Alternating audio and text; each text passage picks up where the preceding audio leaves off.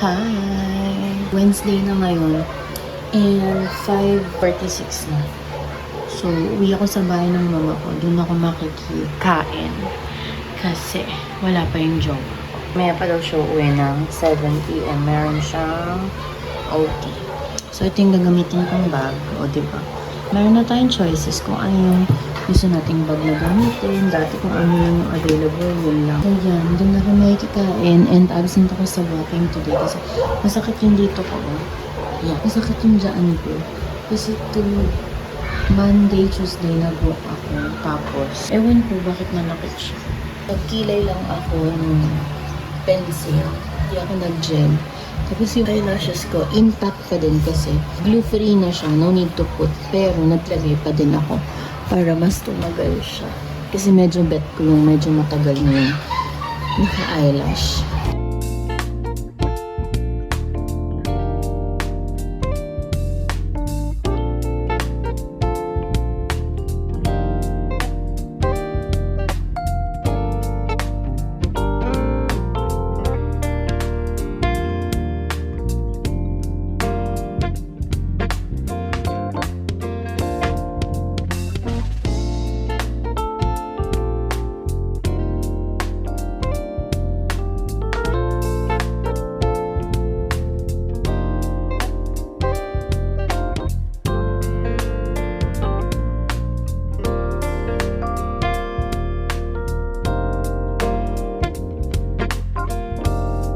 The next day. Hello! Happy Sunday and today is March 15.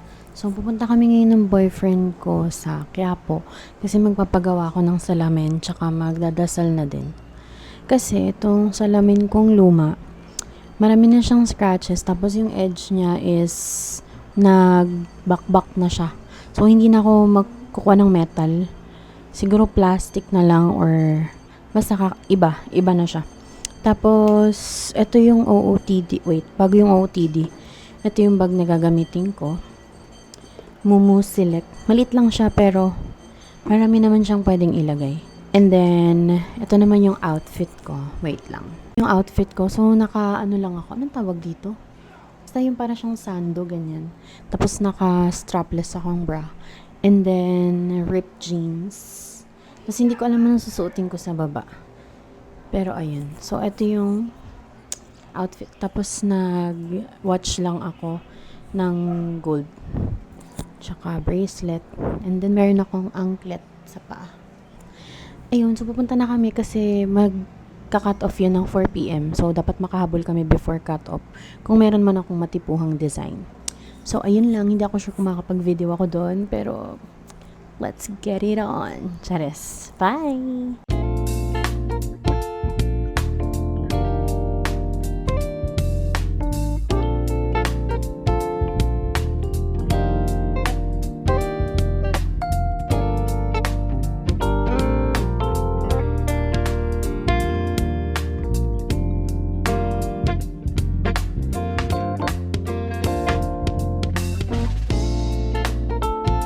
Hello! So, kakauwi lang namin galing Quiapo. And, ito na yung bago kong ito yung bago kong glasses. So, yung una ko is yung may metal, which is ito. Ayan. So, medyo na kasi siya, hindi medyo, kundi nagbabakbak. Basta, hindi ko siya mapakita ng maayos, pero bakbak na yung, ayun. Kung makikita niyo sa personal, bakbak na siya. Tapos meron siyang basag dito sa part na to kasi minat-nat ng aso kong magaling. Tapos may, alam mo yung bakas-bakas ng ngipin, may ganun na siya. And yun nga, pawisin ako. So, pinili ko na din na magpapalit. And good thing, kaya ako nagpapalit din is, syempre para ma-check yung grado ng mata ko. So, hindi ako sure kung bumaba ba siya or what. Kasi hindi ko na tinanong. Pero, one thing is, naalala ko, meron na astigmatism yung left eye ko. So, before kasi, right eye lang yung meron. So, ngayon meron na pati yung left eye ko. Which is alarming. Kasi nga, diba, online teaching yung work natin. So, lagi tayong nakaharap sa phone and sa laptop. Kasi nandun yung work. So, for me, okay na to ngayon. So, okay na sa akin tong normal lang, tsaka yung may grado lang. As long as nakakakita ako, walang problema. Pero baka mabulag na lang talaga. Charot. Pero ayun, tapos kumain lang kami ng jowa ko. Nag-food trip ng very light lang. Tapos nag-dinner na kami. Hindi na ako mag-dinner mamaya kasi may namin kinain. So, kung makikita nyo naman dun sa time-lapse na bago to, ayun. And then, hindi ako nag-video dun sa Quiapo kasi sobrang daming tao.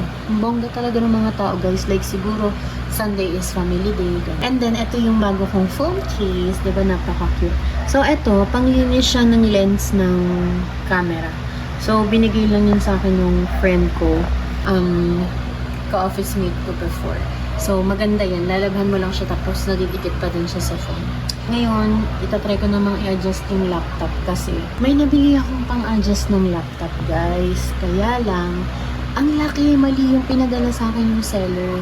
So, hindi ko na siya na-request for return kasi ang hassle noon, magpa-process pa ako ng return, chuchu, ganyan. Ayoko na ng mga ganun. So, hindi ko na siya binalik. Tapos, sabi ng jowa ko is, hindi ko na daw ibalik. Tapos, kanya na lang yun. Kasi mura lang naman din siya. Kanya na lang yun. Kasi, yung pang-adjust ng laptop stand, nawala ng kapatid ko. Dahil binigay ko yun, pinahiram ko sa kanya nung nakaraan. Ngayon, nagpalitan naman kami ng laptop stand. Nawala niya yung pang-adjust, yung parang tool, ganun. So, nag-order ako online. Ang in-order ko pa yung 3 sizes. Ang pinadala sa akin, hindi ko magagamit. So, nakakainis talaga. Ayun. So, i-adjust ko muna yung laptop. Titignan ko kung okay yung size na binigay sa akin yung jowa.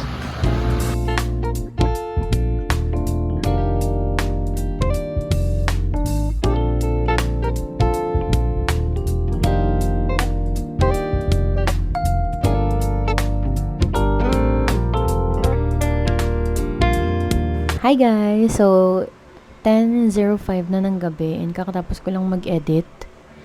Ayan. So, yung inedit kong vlog is yung latest. I mean, itong ngayong araw na to. So, i-upload ko rin siya today, which is, so first time ko atang ginawa yun, na nag-vlog ako that day, inedit ko siya the same day, and in-upload ko rin siya within that day. So, I think first time ko siyang ginawa.